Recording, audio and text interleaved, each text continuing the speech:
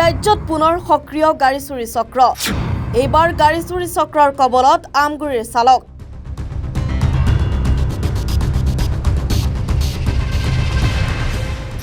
মুমূৰ্ষ অৱস্থাত লামডিং ষ্টেচনৰ ৰেল লাইনত চালকৰ লগত ভয়ংকৰ ঘটনা।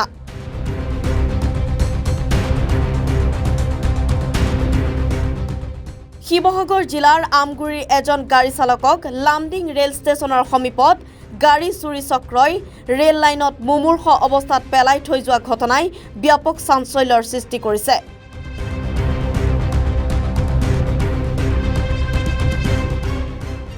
পলাশ দত্ত নামৰ ব্যক্তিজনক লামডিং ৰেল ষ্টেচনৰ সমীপৰ ৰেল লাইনত পেলাই থৈ গাড়ী চুৰি চক্ৰই গাড়ী লৈ উধাও হয়।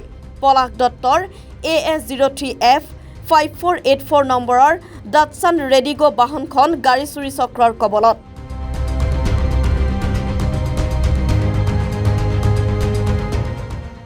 লামডিং ষ্টেচনত ভাত খোৱাৰ পিছতে অচেতন হৈ পৰে চালক পলাশ দত্ত। মগজুত গুৰুতৰভাৱে আঘাতপ্ৰাপ্ত চালক পলাশ দত্ত অজ্ঞান অৱস্থাত উদ্ধাৰ হয় লামডিং ষ্টেচনৰ ৰেল লাইনত। এই ঘটনাই সৃষ্টি কৰিছে ব্যাপক চাঞ্চল্যৰ।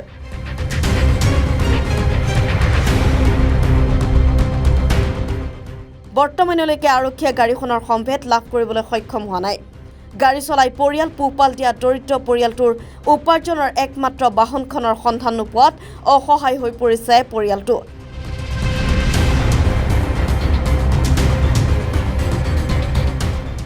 আনহাতে মগজুত গুৰুতৰভাৱে আঘাতপ্ৰাপ্ত হোৱা পলাশক উন্নত চিকিৎসাৰ প্ৰয়োজন যদিও আৰ্থিক দুৰ্বলতাৰ কাৰণে চিকিৎসাৰ পৰা বঞ্চিত হৈ ৰৈছে পলাশ। ঘটনা সন্দৰ্ভত আৰক্ষীৰ তদন্ত অব্যাহত আছে।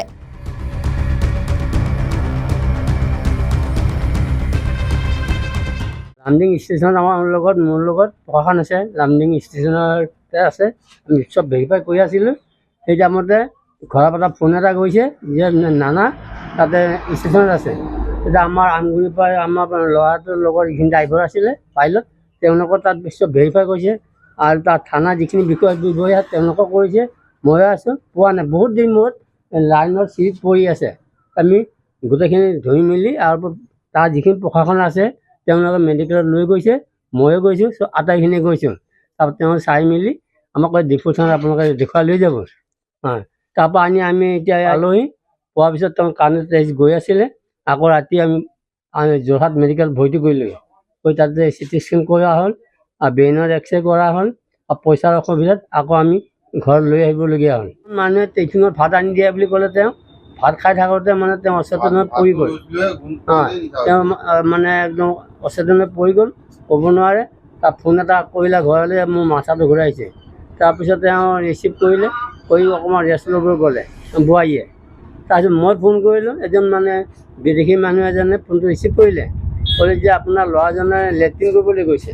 লেট্ৰিন কৰি আহিলে ক'ব যে তেওঁ দেউতাকে ফোনটো কৰিছে, গতিকে তাৰ এটা উত্তৰ পাব লাগে। এনেকুৱা কৰি আমি কোনো যোগাযোগ কৰিব পৰা নাই।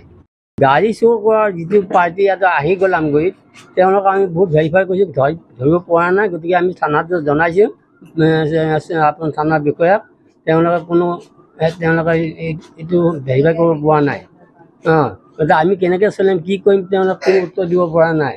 আমাক 2 দিনমান ইয়াক মানে ৰেষ্ট ল'বলৈ ক'লে আৰু ট্ৰিটমেণ্টটো কৰি থাকিব। আমি ট্ৰিটমেণ্টটো কেনেকৈ কৰিম? যিখিনি পইচা আছিলে গাড়ীত তেল ভৰাই 6-7 হাজাৰ টকা খৰচা হৈ গ'ল, এতিয়া নাই। এতিয়া কোনো উপায় নাইকিয়া হৈ গৈছে এতিয়া আমাৰ এতিয়া। আৰু দৰৱ কিনিব পইচা নাই। কালি মেডিকেলৰ পৰা ল'ৰা উভতাই আনিলোগৈ। এইটো পৰ্যায়ত পাইছে এতিয়া। Aadhaar card, PAN card, driving licence, voter card, তাৰপিছতে পাছবুক, ATM সকলোখিনি নিজৰ অৰিজিনেল কপি হেৰাই গৈছে। লগতে মোবাইল আৰু চিম সকলোখিনি হেৰাই গ'ল। তেখেতৰ কোনো এতিয়া প্ৰুফ নাই। নিজৰ গাড়ীখনকে চলাই ভাড়া মাৰি আমাৰ পৰিয়ালটো, মা দেউতাৰ লগতে মোৰ এটা ল'ৰা আছে, তেখেতৰ সৈতে আমি মোটামুটি চলি আছোঁ। এতিয়া যুগত ধৰক ইমান এটা সৰু গাড়ী ভাড়াও কম, মোটামুটি চলি আছিলোঁ আৰু। এতিয়া তাকে লৈ আমাৰ বহুত সমস্যা হৈছে, চিন্তাত পৰিছোঁ। তেখেতৰ এনেকুৱা এটা পৰিস্থিতি হ'ল, তেখেতক যেতিয়া লামডিং মেডিকেলত ভৰ্তি কৰালে, তেখেতক 24 ঘণ্টা ডক্টৰৰ কব্জাত ৰাখিব পাৰিলে। আমাৰ টকা পইচাৰ অক্ষমতাৰ কাৰণে কালি আকৌ আমি যোৰহাট মেডিকেলৰ পৰা ঘূৰাই লৈ আহিবলগীয়া হ'ল আধা চিকিৎসা কৰি। এতিয়া আমি টেবলেট কিনিবও পৰা নাই। তেখেতক যেতিয়া যিখিনি টেবলেট খুৱাবলৈ ক'লে, যিখিনি আমি মাত্ৰ 2টা টেবলেটহে আনিব পাৰিলোঁ। ইমানেই মানে দুৰ্ভাগত পৰিছোঁ আমি। Bureau report, times media 24।